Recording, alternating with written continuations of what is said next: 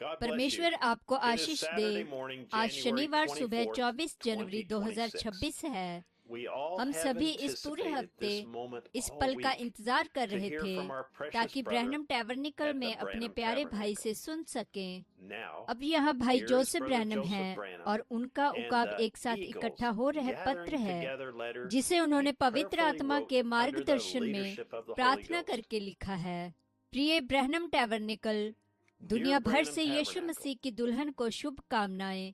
जो Branham tabernacle परमेश्वर की आवाज पर विश्वास करते हैं कि यह उनकी घर की कलीसिया है जहां उन्हें बस छिपे हुए मन्ना से आत्मिक भोजन मिल रहा है जिसे मसीह की दुल्हन के लिए संग्रहित करके और इसे रखा गया है। यह मेरा मूल आधार केंद्र है, ये मेरा मुख्यालय है, यही है जहां पर हम स्थापित हैं। अब इस बात को मन में रखें, कोई फर्क नहीं पड़ता जो भी बात जगह ले। अब यदि आप समझदार हैं तो आप कुछ तो समझेंगे। कोई फर्क नहीं पड़ता जो भी बात जगह ले, ये हमारा मुख्यालय है, ठीक यहीं पर। बहुत से विश्वासियों ने हमेशा भविष्यवक्ता की यहाँ पर कही की बातों को गलत समझा या उन पर अपने विचार को अनुवाद को रखा, लेकिन वह दुल्हन से सीधे सीधे कह रहा है, यदि आप समझदार हैं तो आप कुछ समझेंगे। ये हमारा मुख्यालय है, ठीक यहीं पर। इस बात से उसका क्या मतलब था? जब भाई ब्रैनम यहाँ थे तो बहुत से लोगों ने उन्हें गलत समझा और सोचा कि रैप्चर में होने के लिए दुल्हन को एरिज़ोना जाना होगा और वहाँ पर उसका अनुकरण करना होगा। भाई ब्रैनम ने उन्हें साफ साफ जवाब दिया, वही बने रहो, ठीक वही बने रहो, यही वो स्थान है। उनमें से एक पूरा बड़ा झुंड उस तरफ चला गया और वे ऐसा करना चाहते थे और वही करना चाहते थे, जबकि मैंने उनसे वहीं पर बने रहने के लिए कहा था।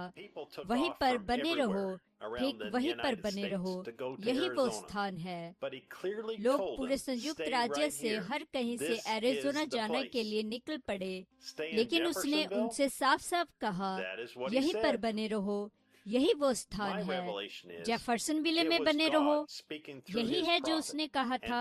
मेरा प्रकाशन ये है कि यह परमेश्वर था जो अपने भविष्यवक्ता के जरिए से लोगों से कह रहा था, टेप के साथ बने रहो, यही वो स्थान है।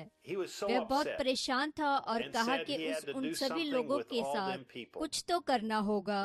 उसे क्या करना चाहिए? वह उन्हें किस कलीसिया में भेजे? उन्हें कहाँ जाना चाहिए? भाई ब्रैनम ने क्या कहा कि उन्हें करना चाहिए? तो अब मुझे उन बच्चों को वापस यहाँ कुछ खिलाने के लिए लाना होगा। वे वहाँ रेगिस्तान में भूखे मर रहे हैं। उसने ये नहीं कहा कि उन्हें किसी स्थानीय कलीसिया में जाकर और जो थोड़े बहुत टुकड़ों के अंश हैं उन्हीं पर भोज को करना होगा। उसने कहा उन्हें कुछ तो खिलाने के लिए अवश्य ही यही वापस लाना होगा, नहीं तो वे भूख से मर जाएंगे। मेरा प्रकाशन मित्रों, अब उसे ना ही फिर से गलत समझने के लिए या ना ही ऐसा कुछ कहने के लिए जो उसने नहीं कहा, ये कहते हुए कि भाई ब्रैनम चाहते थे कि दुल्हन होने के लिए हर एक विश्वासी जेफरसनविले में आए। भाई ब्रैनम उन सभी लोगों को जानते थे और दुनिया भर के हर एक विश्वासी को जानते थे कि वे वहां से निकलकर और जेफरसनविले में नहीं रह सकते, ये असंभव होगा। तो उसका क्या अर्थ था? वो उन टेप्स के जरिए मसीह की दुल्हन को एक कर रहा था, जिसे रिकॉर्ड किया गया था और संग्रहित किया गया था ताकि दुल्हन उस पर भोज करे। यह संदेश, यह आवाज आज के लिए परमेश्वर का बोला हुआ वचन है और यह यीशु मसीह की दुल्हन को एक करेगा और उसे सिद्ध बनाएगा। जहाँ पर लोथ है वही उकाब भोज करते हैं। अब बाइबल में भविष्यवक्ता को एक उकाब माना जाता है। एक भविष्यवक्ता एक उकाब है। परमेश्वर ने खुद को एक उकाब कहा है और हम तब उकाब के बच्चे हैं, यानी विश्वासी। आप समझे? और वह लोथ क्या है जिस पर वे भोज करते हैं? वो वचन है। जहाँ भी वचन होगा, पक्षी का असली स्वभाव अपने आप में दिखाएगा। आज के लिए शुद्ध परिमाणित बिना किसी गलतफहमी के यहोवा यूं कहता है वाला वचन कहाँ है? सिर्फ एक ही स्थान है जो टेप है। मैं और भी बहुत कुछ आगे और आगे कह सकता हूँ, एक एक परिच्छेद को दे सकता हूँ, लेकिन यह संदेश और भाई ब्रैनम ने जो कहा उसके लिए परमेश्वर से एक प्रकाशन की जरूरत है। हमें अवश्य ही प्रकाशन के द्वारा उन लकीरों के बीच का मतलब समझना होगा, लेकिन वही कहें जो उसने कहा, क्योंकि यह शुद्ध वचन है। आज के प्रश्न और उत्तर और जो मैं विश्वास करता हूँ, आज बहुत से सेवक लोगों से कह रहे हैं कि घर पर टेप कलीसिया होने के कारण हम वचन से बाहर हो रहे हैं, और जो भाई ब्रैनम ने करने को कहा, उन्हें ऐसा लगता है कि हमें अवश्य ही वहां जाना चाहिए जिसे वे कलीसिया कहते हैं और मानते हैं। वहां पर असल में ऐसे बहुत सारे परिच्छेद हैं जहां भाई ब्रैनम ने यह साफ साफ कहा है, अब आप किसी अच्छे संपूर्ण सुसमाचार की कलीसिया में जाएं और अपनी स्थानीय कलीसिया बना लें। और मैं इस बात पर पूरे हृदय से विश्वास करता हूँ, क्योंकि उसने ऐसा कहा था। लेकिन मेरा विश्वास है कि हम घर पर टेप कलीसिया करने के द्वारा ऐसा कर रहे हैं। हमारा स्थान प्रभु के लिए महत्व नहीं रखता है, वह तो बस एक इमारत है, लेकिन प्रभु के प्रति हमारा कर्तव्य है कि हम उसके वचन के साथ बने रहें, ना कि किसी स्थान या बिल्डिंग के साथ। स्थान दुल्हन को ना ही बचाता है और ना ही सिद्ध करता है, वचन ऐसा करता है। यदि मैं किसी कलीसिया की इमारत में जाता हूँ, लेकिन वे मुख्य बात को भूल जाते हैं, बटन को दबाकर परमेश्वर की आवाज को सुनना, और उसके स्थान पर सिर्फ सेवकों को संदेश देते हुए सुनते हैं, तो क्या यह आपके प्राण को पूरी तरह संतुष्ट और तृप्त करेगा? यह आपके प्राण को संतुष्ट कर सकता है मेरे भाइयों और बहनों, लेकिन यह दुल्हन को संतुष्ट नहीं करेगा। मैं यहाँ इस बात को कहना चाहता हूँ कि हजारों लोग ऐसे हैं जिनके पास जाने के लिए कोई कलीसिया की इमारत नहीं है। क्या वे नाश हो गए हैं? यदि उनके पास कोई पास्टर या कलीसिया नहीं है, तो क्या इसका मतलब ये है कि वे दुल्हन नहीं हो सकते? यदि आप किसी कलीसिया की इमारत से 100 मील के दायरे में रहते हैं, तो क्या आपको उस कलीसिया में जाना ही होगा? लेकिन यदि मैं बहुत दूर रहता हूँ, तो मुझे नहीं जाना पड़ेगा। मुझे एक प्रचार को प्रसारण करना होगा, लेकिन मैं टेप का प्रसारण नहीं कर सकता। क्या भविष्यवक्ता यही कह रहा है कि भौतिक रूप से इमारत सबसे जरूरी चीज है जहां हमें जाना चाहिए? भविष्यवक्ता दुल्हन को कहां पर लाना चाहता था? यदि आप यहाँ टैबरनेकल में नहीं आ सकते, तो कहीं और किसी कलीसिया को ढूंढ लें, वहां पर जाएं। एक बार फिर लोगों को भेजने के लिए उसकी पहली पसंद कहाँ थी? ब्रैनम टैबरनेकल, वचन, टेप।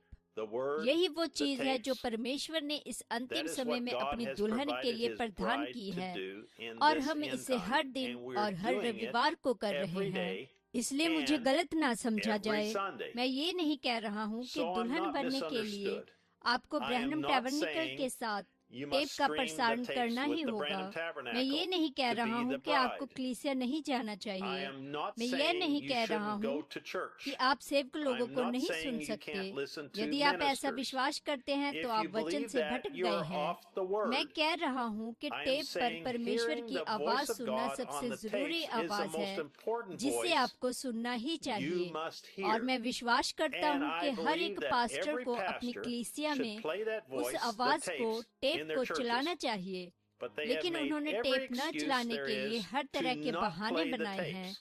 यदि आपकी कलीसिया ऐसी है तो आप वचन पर भोज नहीं कर रहे हैं। यह साफ तौर पर वही था जिसे वो नहीं चाहता था कि ऐसी बात हो और जिसे लोग कर रहे थे। और आप कलीसिया जाएं, रविवार को घर पर न बैठें, मछली पकड़ना, शिकार करना और ऐसी चीजें ना करें। हम ऐसा नहीं कर रहे हैं। हम उस एकमात्र उसी चीज के इर्द गिर्द एक हो रहे हैं जो दुल्हन को एकजुट करेगी। ये संदेश, ये आवाज। एक बार फिर कहता हूँ, मैं कलीसिया जाने में विश्वास करता हूँ। दुनिया भर में बहुत सी कलीसियाएं हैं जो उनके पुलपिट पर सबसे पहला स्थान टेप को देते हैं। प्रभु की स्तुति हो। क्या मेरा विश्वास है कि आपको घर पर ही बने रहना है या आप दुल्हन नहीं हैं? नहीं, मैंने ऐसा कभी नहीं सोचा। ऐसा कभी विश्वास नहीं किया। मैं तो बस ऐसा चाहता हूँ कि आप कहीं भी हो या किसी भी कलीसिया में जाते हो, केवल बटन को दबाकर चलाएं। यदि आपको इस बात का प्रकाशन नहीं है कि वो क्या कर रहा है, तो आप साफ तौर पर कह सकते हैं, मुझे भाई ब्रैनम की बात को नहीं सुनना है, या जो कुछ भी वह कहता है उससे सहमत होने की भी जरूरत नहीं है। उसने खुद भी ऐसा कहा है, और भी बहुत से परमेश्वर के द्वारा बुलाए गए मनुष्य हैं। आगे बढ़ो। हम यहाँ देखते हैं, कहते हैं, क्या हमें किसी दूसरी कलीसिया में जाना चाहिए जो आपसे असहमत है? नीचे ही मैं समुद्र के तट पर अकेला पत्थर नहीं हूँ। आप जानते हैं, वहाँ हर स्थान में दूसरे भी धर्मी मनुष्य हैं। मुझे आशा है कि मैं उनमें से एक हूँ। टेप पर परमेश्वर की आवाज मेरा पत्थर है, मेरी चट्टान है। यही वो आवाज है जिसे मैं सुनना चाहता हूँ, और यही आवाज है जिसे मैं चाहता हूँ कि ब्रैनम टैबरनेकल सुने। यदि आप हमसे जुड़ना चाहते हैं तो आपका बहुत बहुत स्वागत है, मेरे भाइयों और बहनों। रविवार को दोपहर 12 बजे जेफरसनविले समय के अनुसार हमसे जुड़े। जब हम परमेश्वर की आवाज सुनेंगे और आपके हृदय में जो भी सवाल है उनके जवाब मिलेंगे, और खुद सुनिए कि मैंने इस पत्र में जो बातें कही हैं, क्या वे वचन से बाहर हैं, और क्या मैंने गलत समझा है जो परमेश्वर अपनी दुल्हन से कह रहा है। टेप में जो वो कहता है, ये यहोवा यूं कहता है वाला वचन है, ना ही जो मैं कहता हूँ जो वह कह रहा है, या जो मैं विश्वास करता हूँ वह कह रहा है। और सिर्फ परमेश्वर ही आपको सच्चा प्रकाशन दे सकता है। भाई जोसेफ ब्रैनम। हर रविवार को होने वाले उपदेश 56 भाषाओं में उपलब्ध हैं, और सिएरा विस्टा फेलोशिप के भाइयों के योगदान की वजह से उकाब एक साथ इकट्ठा हो रहे पत्र और 2015 के ऑडियो शुरुआती भाषण 30 भाषाओं में उपलब्ध हैं, जो सिएरा विस्टा की वेबसाइट www.svfellowship.info पर पोस्ट किए गए हैं। ब्रैनम टैबरनेकल 2016 से www.branhamtabernacle.org पर 9 भाषाओं में उपलब्ध है। 640823 M। सवाल और जवाब भाग पहला। William Marion Branham. अगली बार तक परमेश्वर आपको आशीष दे और शालोम।